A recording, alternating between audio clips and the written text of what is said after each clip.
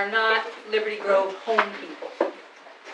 We are latecomers who love our town by choice, but not by birth. Tonight, Cheryl, Rohde, Culver, over on that side, and Karen Moran, right next to me, will bring Gretna Johns and Elaine Johnson into our lives. Elaine reminded us, quote, "If you don't have friends, people you worked with, without them, you really would not have much of a life at all." And if Elaine had not had friends, she wouldn't have had funny tales to tell us in presentations at Historical Society meetings and other organizations, and in her book, Stories from Yesteryear.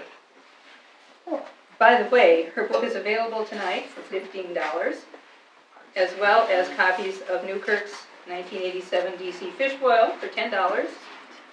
And you might also want to pick up the Liberty Grove book for $15. It has lots of great pictures. So much for the commercial.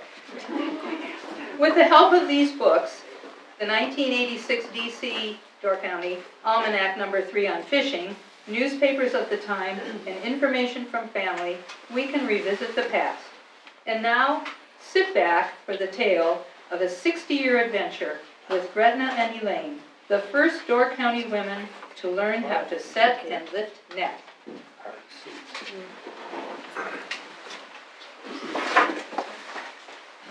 We're not the first adventurers in this family. Grandpa, Carl Bergen, and his brother left Sweden to join another brother in Chicago. The city was being rebuilt after the big fire. Grandpa and his brother then set out by foot for Liberty Grove. There they hired themselves out as farm laborers, fishermen, and woodcutters. Back in 1881, Grandpa Carl married Grandma Matilda Johnson, whose father, Ingebrigt Johnson, had settled in Ephraim 27 years earlier as a 17-year-old Norwegian deckhand. Now, our grandparents raised 13 kids, with only 9 surviving on the farm located on Wildwood and Old Stage Road. They bought that farm from Great-Grandpa Johnson. And the family picture is over in front of the first refrigerator in the barn. Yep, the first 2 pictures. Life was tough. Grandma and the other women around the area traded their baked bread for deer meat from the Indians that were still living in Liberty Grove at the time. Now, my mom was Julia. In her 20s, she bravely headed west 700 miles almost to visit her sister Selma, which meant taking care of the kids and helping on the farm. The farm was near Oakland, the Swedish capital of Nebraska. So if you're a Swede, you might want to visit it. It's about halfway between Sioux City and Omaha. And her sister was my Ma Helen. She married my pa Gus Johns in 1919, and together they raised a family of 4. Pa picked stones for the fences and did road work. He operated the stone crusher. Those bills kept piling up, and eventually they lost the farm. Blessedly, Ma's prayers were answered. A deal was struck with an old bachelor for the farm. It was located at the corner of Water's End and Old Stage, where Elaine and I eventually came to live. There's a picture of the farm on the display over there. Well, my mom's out in Nebraska. She fell in love with Dad, a Nebraska boy named Ed Johnson, who worked on the railroad and moved houses. Now, I can tell you, I had great adventures living out in Nebraska as a kid growing up. Once I had a goat pull my little cart through the fairgrounds. It spooked the horses, and I was chased by real cowboys and real Indians from the Sioux Reservation. Now, it's hard to get away. I fell off the cart, and I was a little bow-legged, so I fell and got caught, and that was the exciting moment of my youth. Back in Liberty Grove, I had my own adventures, twirling myself around the Christmas tree. We didn't have electric string lights like today. We had open flame candles. Can you guess what happened next? Ma saved me, rolled me up in a rug to smother out my burning dress. Now we aged a little, and so I was in high school, and life was tough for girls in high school back in those days. When I was a sophomore, I tried to get a job at the movie theater. I had to promise a week without pay to convince the guy that owned it that girls could run a projector.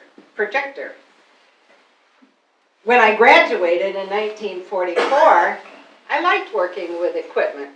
And so I went to radio and electronics school in Omaha. I set up a radio and appliance store in my hometown.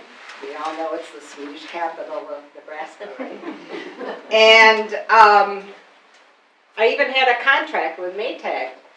So I was doing good business.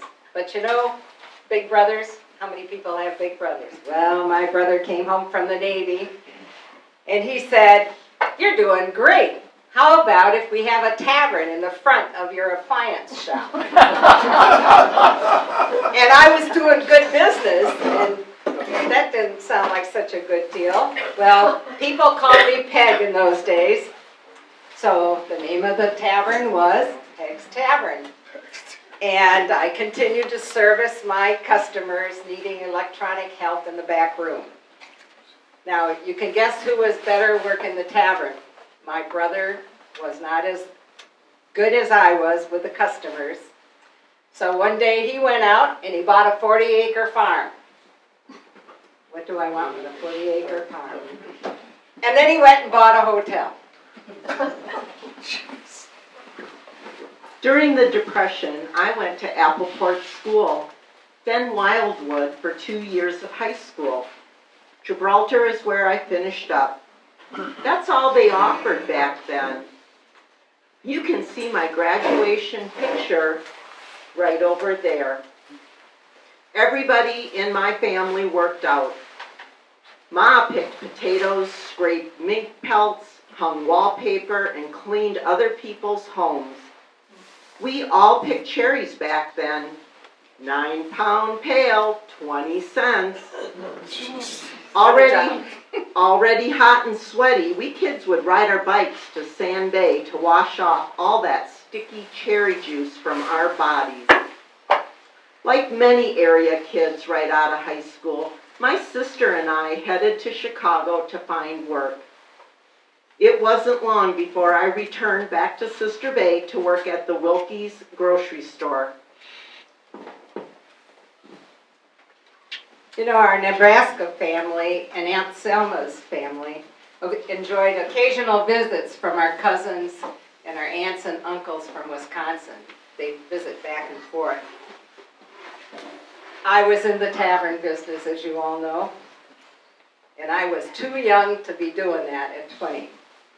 So I called my cousin Gretna. Something had to change. Our adventures together began in 1947 in an old Chevy. Cousin Elaine suggested we head down to Texas City on the Galveston coast. Did you know that's where one of the worst U.S. industrial explosions took place?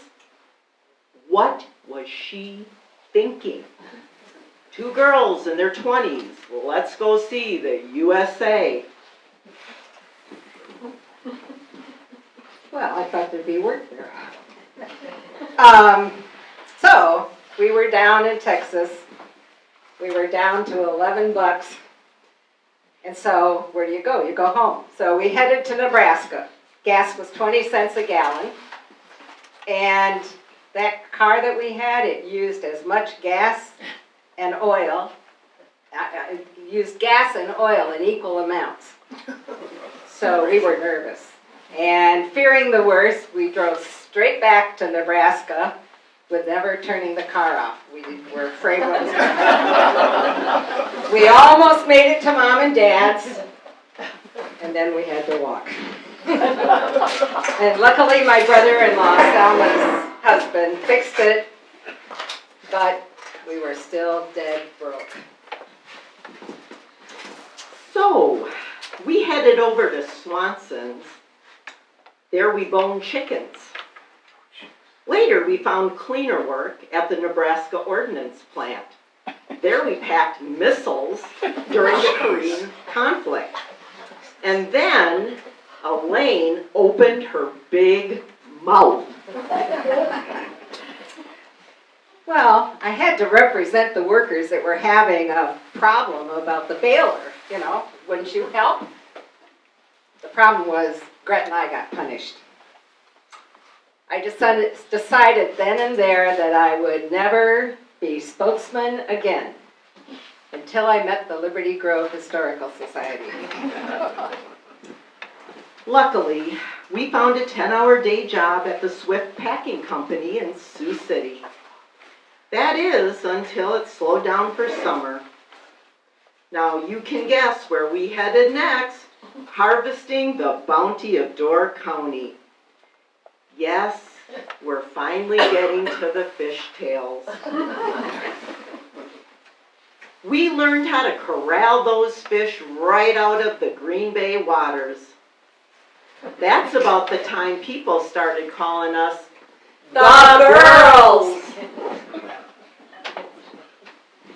We put a house trailer on Uncle Reuben Bergwin's farm and launched our careers as fisherwomen in 1953 with Robbie Pedunko, a World War II vet who knew how to fish.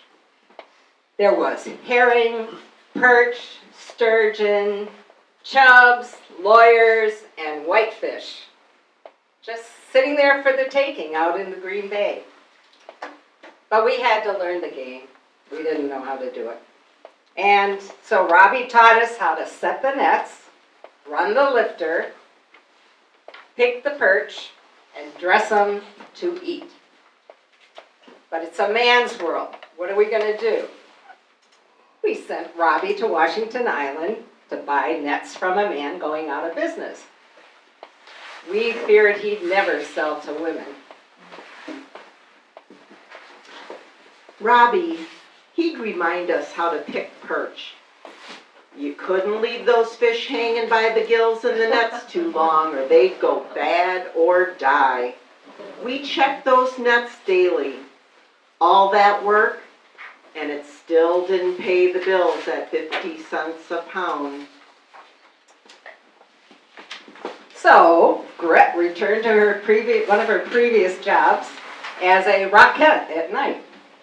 Now, the Rock, for all of you that weren't there in 1953, is now Alexander's. At the time, it was one of the leading nightclubs in Door County for 35 years, and it was sold that year that we arrived in our new careers. So I'm glad you're a rockette. And you can't, if Imari, can you duck? Which way? That way. Down. And we have that great picture of us in our youth, waitressing. Imagine Elaine grabbing Ray Nitschke by the tie. A Packer linebacker. All because he thought the house should pay his tab. I told him, I don't care how famous you think you are, you're gonna pay the bill. We always needed money, so we helped with another Door County harvest. Our goal was 100 bushels of apple at 15 cents a bushel. So by now, you know that we are hard workers.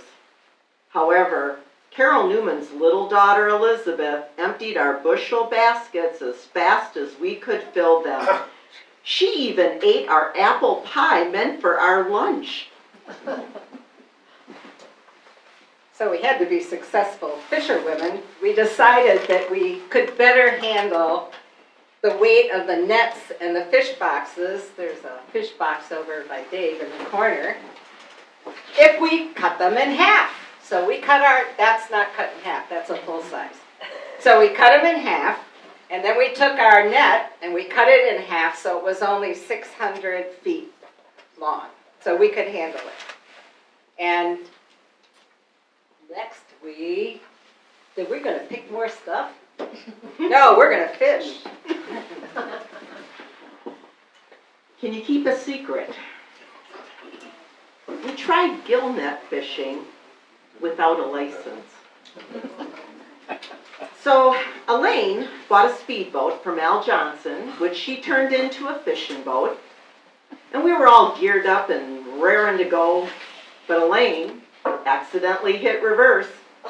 So it's back to the rowboat.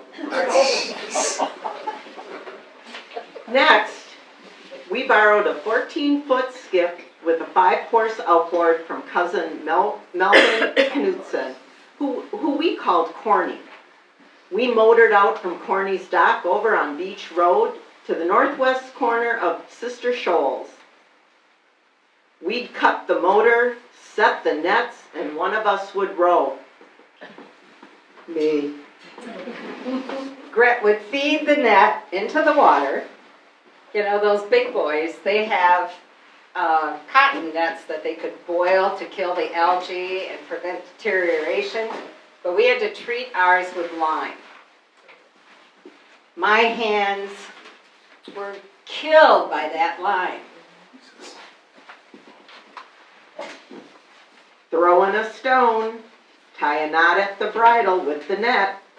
The fish gills itself. Tie the floats at the top of the net and the lead weights at the bottom. Haul in the net, head for the pier, and then put the catch in the ice house. We'd clean and fillet those babies, and then we'd drive up and down the county trying to get 50 cents a pound for them. Did I mention we were always looking for income? Well, back in 1955, I applied for a bait dealer's license. Our bait shop was at the east end of the Sister Bay Bowl. No fancy signs for us. Ours read, bait for sale, boats for rent. We also sold popcorn at the baseball games. You gotta catch those tourists any way you can. You know, I was terrible at filleting, but I soon got the hang of it and let Gret do the scaling.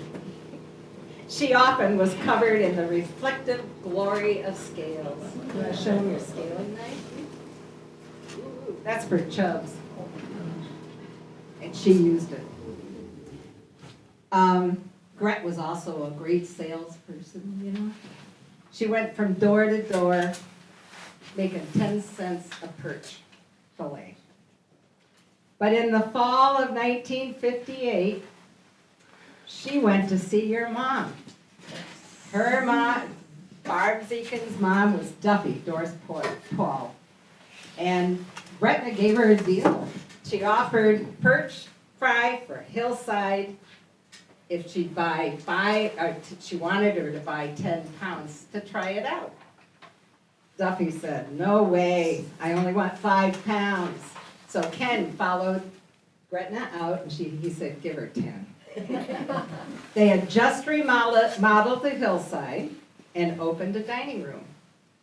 Duffy offered a 75-cent plate of perch, fries, slaw, and rye bread. The Northern Door County perch fry was born, 1958.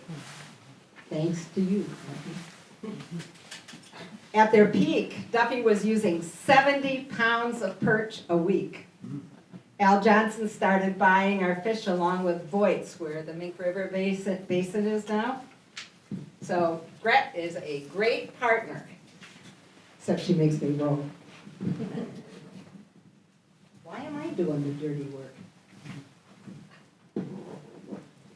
Well, you probably know that fishing can be dangerous. On January 6, 1963, our big-hearted and big-handed Robbie drowned with his truck near the Sister Island shoals when the ice gave way. We sure needed to find help fast. Al Johnson wanted more whitefish, and now we had Robbie's customers. So we asked Frank Teskey and his wife Lillian to fish for us. Back then, they charged 6 cents for an undressed fish, or what they called in the round. We paid them 10 cents for each fish caught, and we stuck to the processing. We even put my ma and Uncle Reuben to work in one of his farm outbuildings.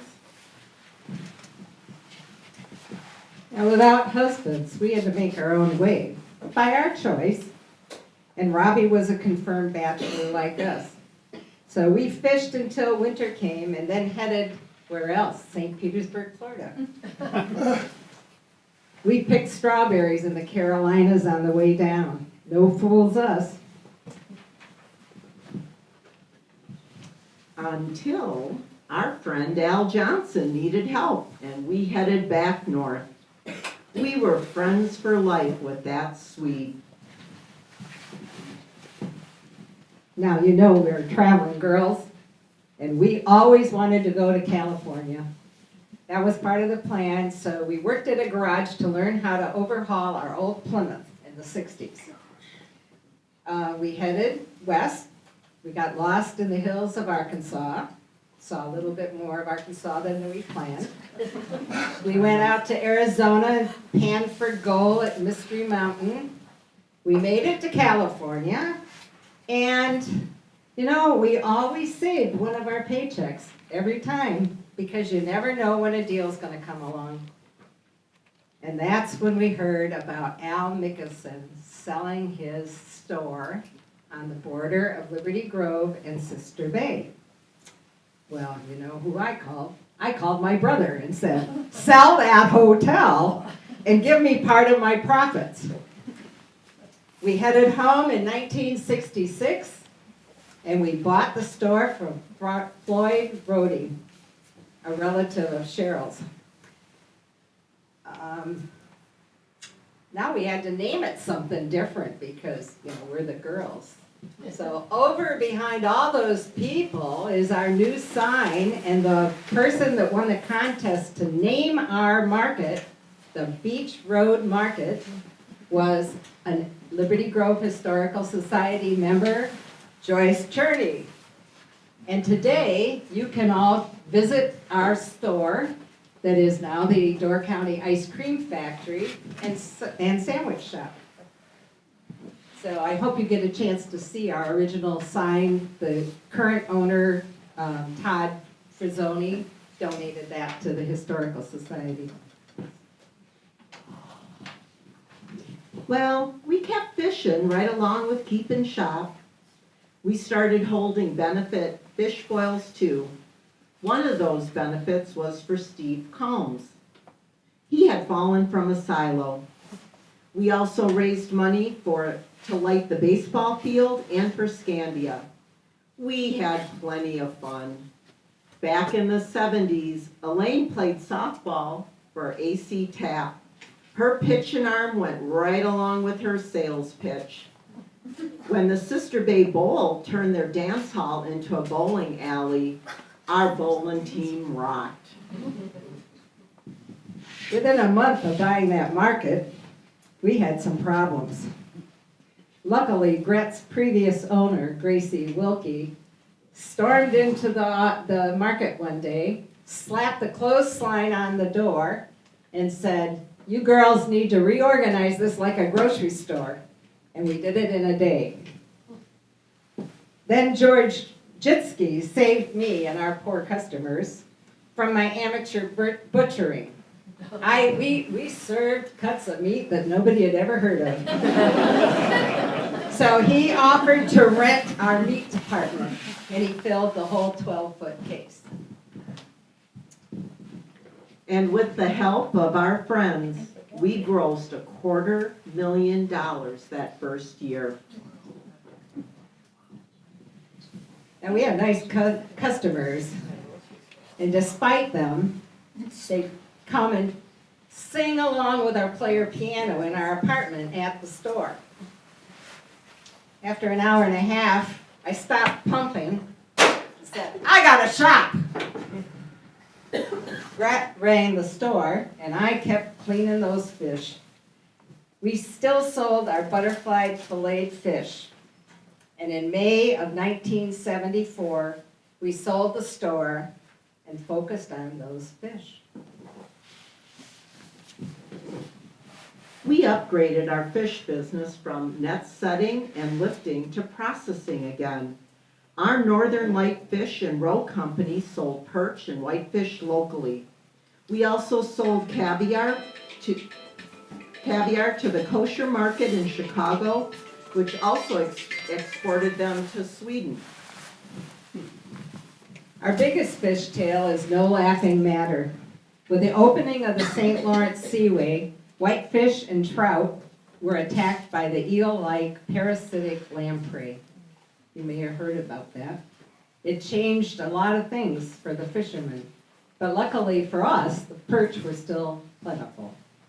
We had 23 accounts processing 70 to 90,000 pounds of fish a year. The trouble was the DNR tried to limit our commercial fishing here in the area. For 18 years, I served as secretary and then executive secretary of the Northeast Wisconsin Commercial Fisheries Association. You might have known the president, Jeff Weber.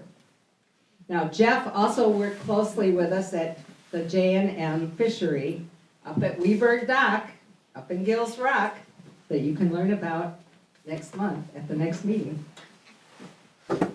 I chunked fish on a bandsaw, and we had a machine scaler to put the whitefish through. But it still took 10 workers to process those fish. We were kind of the pushy mothers to all those fishermen. Only difference was the guys went home to a waiting supper, while Elaine and I didn't. In 1974, 477 commercial licenses were given out. 30 years later, there were only 70 licenses, with less than 30 tugs fishing out in the bay. I worked with the legislature and the DNR in Madison to promote and maintain the commercial fishing industry in our state. Remember, almost 4 hours are required to get the fish from the boat to all of you, the consumers. Until 1982, gender was never a liability for us. We were fussier, so our product was better. We were well respected. The fishermen and the customers trusted us. In 30 years, people finally came to realize what we were made of. Some people took a lot of convincing. But to me, that's pretty special.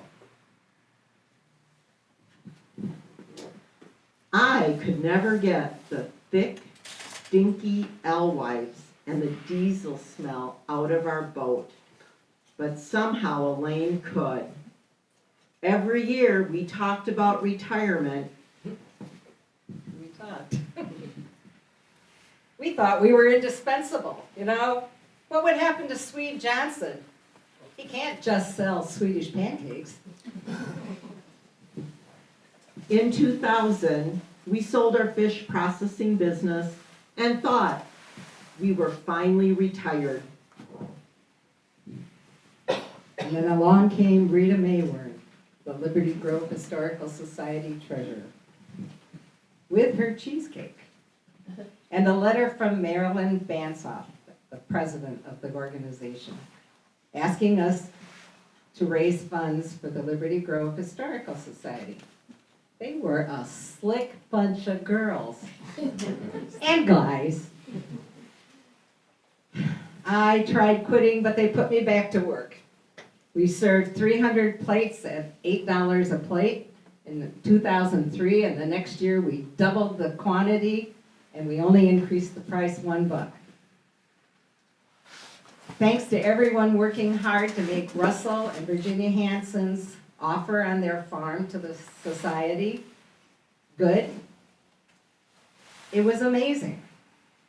The Liberty Grove Historical Society is going to last longer than me. And it's up to you to keep up the good work this Friday. And sell those tickets.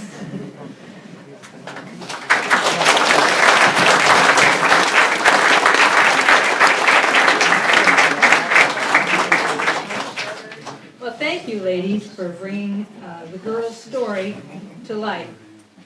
Gretna passed away first and is buried next to her folks in Little Sister Cemetery, right down here in south of Sister Bay. Victor, Elaine's great-nephew, brought her ashes to the family plot in Nebraska just last month. He had worked for the girls, cleaning and processing fish for 8 years in the 1990s. He sanded logs at a cabin, but Elaine made him get a second job at the Sister Bay Bowl to keep him out of trouble, or so he says. There are many such tales behind each of the over 5,000 artifacts and photos here in the Liberty Grove Historical Society collection. And as they said, it's up to you to help preserve them. And now, are there any questions? I know that there are a number of relatives in the audience tonight who knew these strong and fun-loving women, so perhaps they can help answer any questions you may have. But I'm going to turn it over to the girls. Any comments? Questions?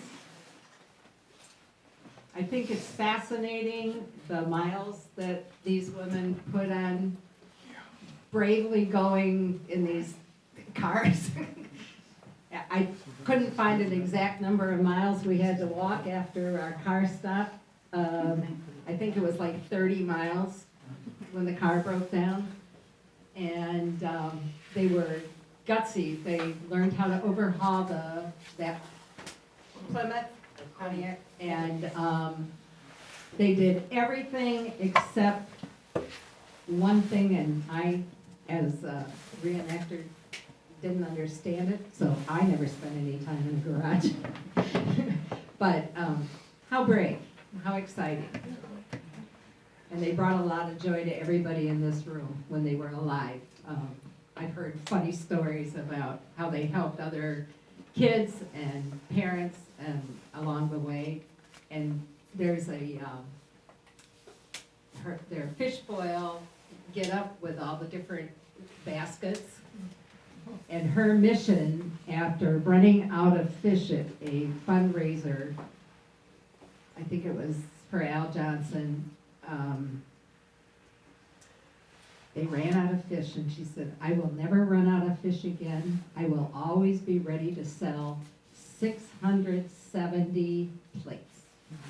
And that was her goal at the end. Elaine was born in 25 and died in 2020. And Gretna was born in 1923 and died in 2014. I'll let you do the math. So our fish boil now is supplied by Charlie Hendrickson, and he has that same motto: he doesn't ever want us to run out of fish. We never have to ask him. As long as he's fishing, the Liberty Grove Historical Society will have fish. And then a lot of the ingredients are donated for these benefits and fundraisers, both when the girls put them on and when we put them on. You know, it takes a community, and that's what was really important, and it still is. I worked my first fish boil at the Viking. I worked, and I was glad enough that Elaine, and that was probably her last one there, but I was just in awe of the way she ran it. I mean, we all learned from her. Yeah, it was her life.